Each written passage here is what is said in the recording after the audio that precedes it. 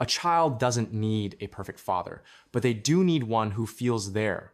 When that presence is missing, inconsistent, frightening, or emotionally closed, something very real forms inside, something often misunderstood and dismissed, yet powerful enough to shape adulthood in quiet ways. In psychology, what people call daddy issues refers to long-term emotional and behavioral patterns that develop when a child's relationship with their father fails to provide consistent safety, validation, and emotional attunement.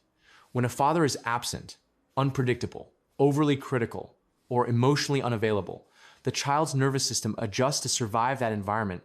The child doesn't just feel pain. They learn rules about closeness, trust, and self-worth. Over time, those rules become patterns. Some people grow up hyper-independent. They learned early that relying on anyone was risky, so they stop asking. They become strong, capable, impressive, and deeply uncomfortable with needing anything. Vulnerability feels dangerous. Rest feels undeserved. Even when help is offered, their first instinct is to refuse it. Depending on someone feels like giving up control. Others grow up chasing approval, attention becomes oxygen, praise feels like relief, love feels conditional. Because once it was, they overgive, overexplain, overperform, hoping that if they're enough, they won't be left again.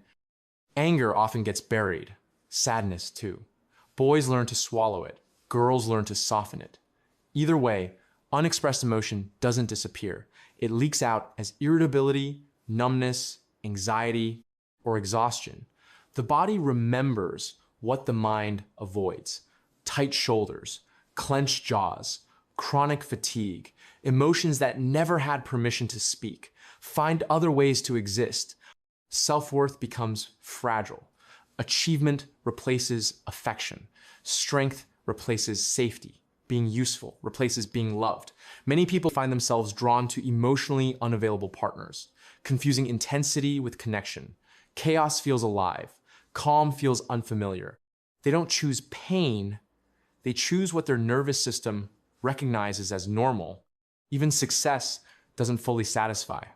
Degrees, money, status, discipline, none of it fills the original gap. Because the hunger was never for accomplishment. It was for presence, for protection, for feeling chosen without having to earn it. Real daddy issues aren't about blaming fathers.